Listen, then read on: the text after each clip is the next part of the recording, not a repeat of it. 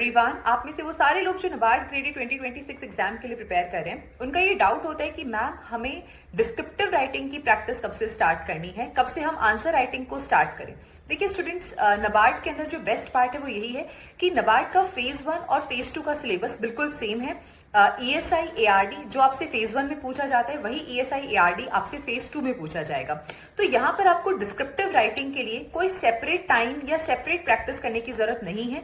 जब भी आप किसी एक पर्टिकुलर चैप्टर को फेज 1 के लिए प्रिपेयर कर रहे हैं, बेस्ट है कि उसी वक्त आप उसे फेज 2 के लिए भी प्रिपेयर कर लें। अब इससे क्या मतलब है, देखिए फॉर एग्जांपल अगर आप चैप्टर पढ़ रहे हैं एग्रो फॉरेस्ट्री, तो एग्रो फॉरेस्ट्री के क्या कॉन्सेप्ट्स हैं या जो भी उसका स्टैटिक पार्ट है वो आप फेज 1 के लिए तो पढ़ेंगे ही पढ़ेंगे। फेज 2 डिस्क्रिप्टिव राइटिंग की प्रैक्टिस के लिए यहाँ पर आपको पहले एक फॉर्डर मटेरियल बनाना होगा, जिसके अंदर होगा कि एग्रो फॉरेस्ट्री के क्या बेनिफिट्स हैं, क्या चैलेंजेस हैं, इंडिया में हमने गवर्नमेंट ने क्या स्टेप्स लिए हैं, उन स्टेप्स के क्या आउटकम्स हैं, और भी अगर ऐसी कोई रिपोर्ट्स है, कोई डेटा है, कोई स्कीम्स है जो कि एग्रो फॉरेस्ट्री से रिलेटेड है, तो वो सब आपको एक जगह कंपाइल कर लेनी है और उसके बाद उसकी आंसर राइटिंग प्रैक्टिस करनी है।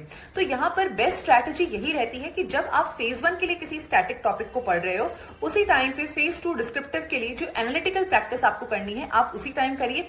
डेली 1 से 2 क्वेश्चंस की आंसर राइटिंग प्रैक्टिस कर लीजिए। तो इस तरीके से आपका फेज 1 और फेज 2 साथ साथ में प्रिपेयर हो जाएंगे और डिस्क्रिप्टिव राइटिंग के लिए आपको अलग से टाइम निकालने की जरूरत नहीं होगी। So I hope this video was helpful. Thank you so much and I wish you all the very best.